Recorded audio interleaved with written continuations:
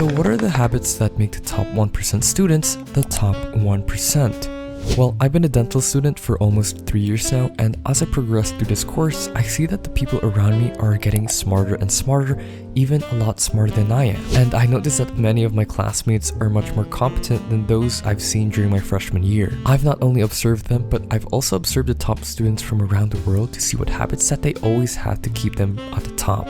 Now, spoiler alert, it's not some fancy schmancy secret recipe. I always thought that top students were a different breed, but once I started practicing these habits during high school, I quickly became a straight A student.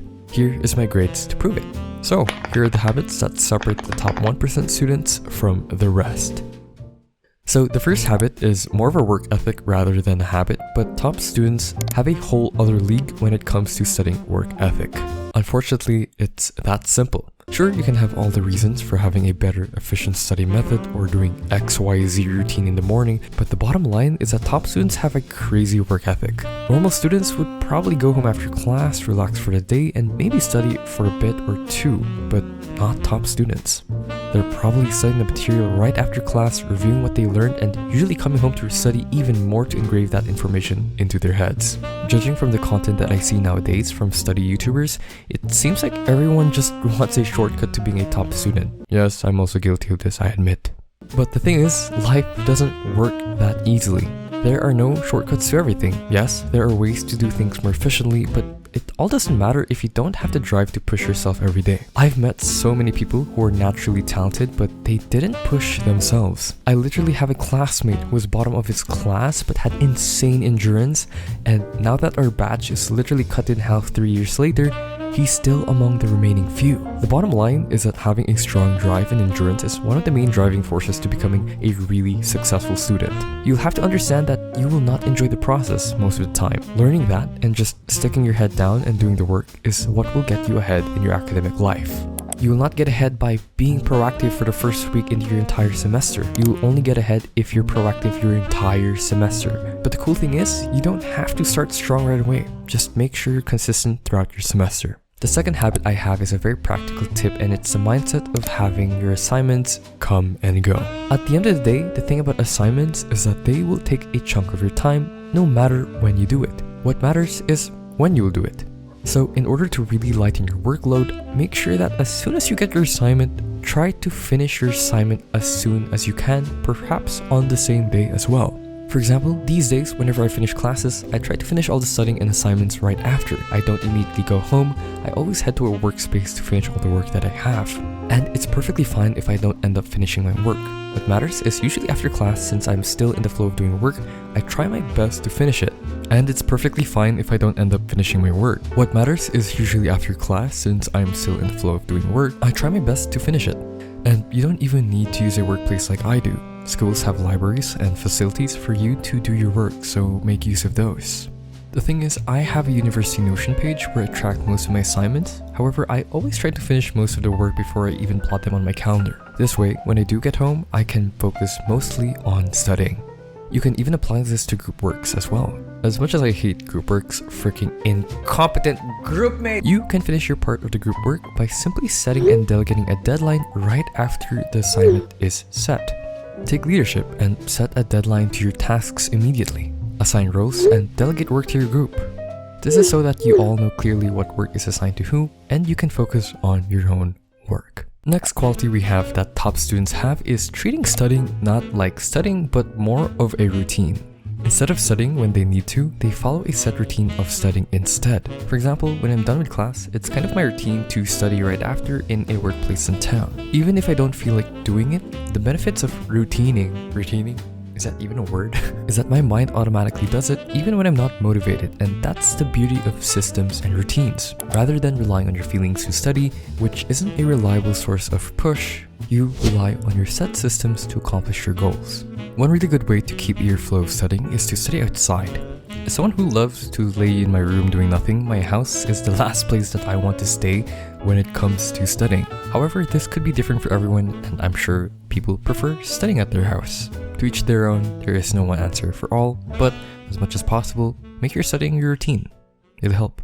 The next habit they have is to have a proper system. So things like scheduling assignments, putting notes, or having an organizational system, they already have one before even school started. For example, when one is given an assignment, they already know where they're scheduling on or planning it where. It's almost automatic. Just like their studying being a routine, they don't have to think, they just have to rely on their system.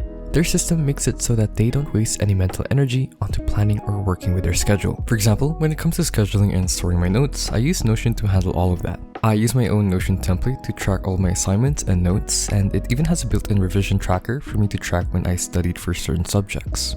In terms of planning and scheduling, I mainly use the app AkiFlow, today's sponsor. Now, I know it's a sponsor, but the thing is I have a lot of applications that I use to track a lot of things because not only am I a dental student, but I'm also a content creator. And well, because of that, I really have to manage a lot of apps. For example, in my Notion page, I have lots of projects to consider, and I also have tasks that come in daily which I really need to put in one place, and this is where AkiFlow comes in. AkiFlow essentially solves that problem by being an all-in-one to-do calendar app where you could have integrations from the app that you use. For example, I'm someone who uses Notion and Google Calendar, and I kinda want to have everything all in one place, so I just use AkiFlow. It's where I track all my to-do lists and projects as well as my calendar, and to have it all in one app is just really convenient for me. I'll show you guys a little demo on how I pretty much schedule my day, and even if you don't use AkiFlow, I still think you can get a thing or two from watching my demo. So right now we're in AkiFlow, and yes, this is my real schedule, but I haven't really planned out for today. I'm currently writing the script, hence why I'm recording this right now, but I will be just going over AkiFlow and its features. So on the left, you will have your tasks as well. So on the left, you have your tasks and you have different windows for your tasks. This inbox window shows you all of your tasks that you have in total, regardless of schedule. See from the name that it's tasks due today, and then upcoming, it will show you this tab over here that shows you the different weeks and months you can assign your tasks. So you can click days or weeks or even months. It's really cool because some projects that I have are not something I can just plan for the day. It's something that I plan for like the whole month. So if you just click this, as you can see, I have a bunch of projects for the month. And here you have all tasks as well. And what's cool about AkiFlow is you can even drag the tasks onto your calendar. So for example, I'm working on the video you're watching right now. So I'm just going to drag it onto the calendar, and there it shows you right here. And this outline over here means that this task is sort of my goal for today. You can put different priorities for your different tasks as well, which is really cool. And not only that, what I love about AkiFlow as well is the amount of projects you can have on the left. So as a student and a content creator, I do have to manage a lot of things. So having projects for all of these in this sidebar is really useful. So my favorite feature about AkiFlow is the daily planning feature. So I'm just going to click this, and I'm just going to be planning my day for today. So I'm going to click daily planning over here, and I'm going to click daily planning. So this window is essentially yesterday's recap. It's just telling me what I've accomplished as well as my schedule yesterday. I did have to bring my lab coat for general physiology, but it's been a really good day yesterday, so I'm just gonna put that as a happy face over here. Next, planning for today. So it will show you the amount of tasks that I have available. So these ones I don't really need anymore. They're actually old projects, so I'm just gonna delete that. I'm going to be mainly focusing on this video today, and I'm gonna plan, let's say I'm gonna plan this for the whole afternoon, and then maybe I'm gonna work out as well in the late afternoon so that I can keep up with my health, and then I'm gonna go back to editing this as well. So maybe I'm just gonna drag this all the way down. Yeah, AkiFlow has been really useful for me. If you like, there are lots of integrations and statistics as well. You can even check the tasks you've been doing as well. So yeah, pretty cool. But yeah, if you guys want to check out AkiFlow, just go in the link in the description. You can go and try AkiFlow there. Use my link down below, and it will help my channel out as well. Yeah, back to the tips. The next tip I have for you is to surround yourself with many like-minded people who challenge you. Humans are quite competitive, and in order for us to survive and to thrive, we try to be better than each other, quite literally. Just like the saying, the fit only survive, so it's only natural for us to be a bit comparative with our peers, and that can be a good thing. If you surround yourself with like-minded people who aim to achieve high, you too will be inspired to do the same as well. And if you can foster a positive environment with your friend group rather than a cutthroat competitive one, then there's room to grow with each other. I surrounded myself with lots of smart friends, and let me just say, being with them makes me feel like I have so much to learn and so much to push for. If you don't have any luck finding people in your class, I recommend going online like study discords or whatever. You don't even have to make friends, you just have to join the study calls that these Discords can offer. Yes, I know that I have to make my Discord server soon, don't worry, that will happen in like 2065. Another good thing about having a strong circle of friends is that when things go bad, they can also have your back when you need them. I would have lots of times where I'll be reviewing with my friends and they would tell me about a fact that I didn't even know was part of the quiz. It's very naive to think that you can survive the world without friends, and trust me, you will need connections to survive. You can't just survive on this world alone. The next tip is a very powerful tip, and it's one of the most underrated tips that I have, but it's to simply just evaluate yourself. Ego is our biggest enemy, and to think that you've got everything in control is a very narrow mindset to have. Always be open for growth.